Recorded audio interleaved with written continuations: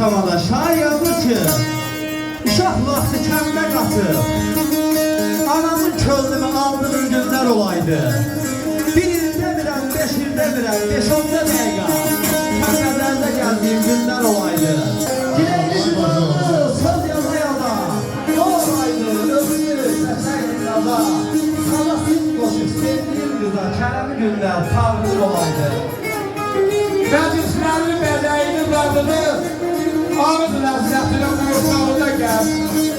El obayan qonaq qaraya ədəl hörmətini Borçalıda gəl. Əgər sənətkərə varsa marağın, get sınıf körpünün qonşu qazağın, şar ağacanın açıq sadığın, sənətə hörmətini Borçalıda gəl.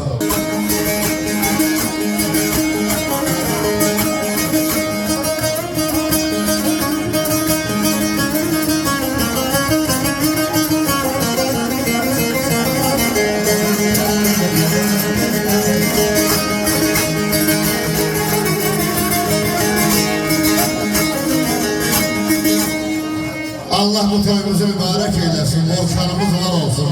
Başı geçsin, qısmımız görmüyor. Qara yazı, qara şöyle. Günlərimizdə balarımızda həmişə gözəl günlər olsun.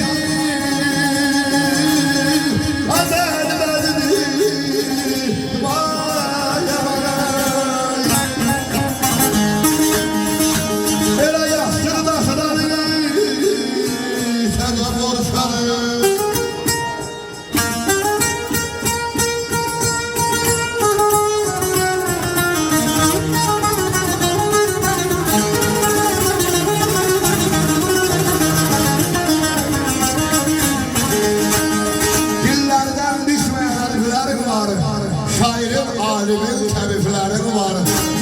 Səninlə fəxr edir aşıq kamanlar, yazsın dastanını təzə Borçalı. Allah subhanahu rəhmət eləsin, sizə canın sağlığı, Borçalının şirin olsun, olan olsun. Sağ olun.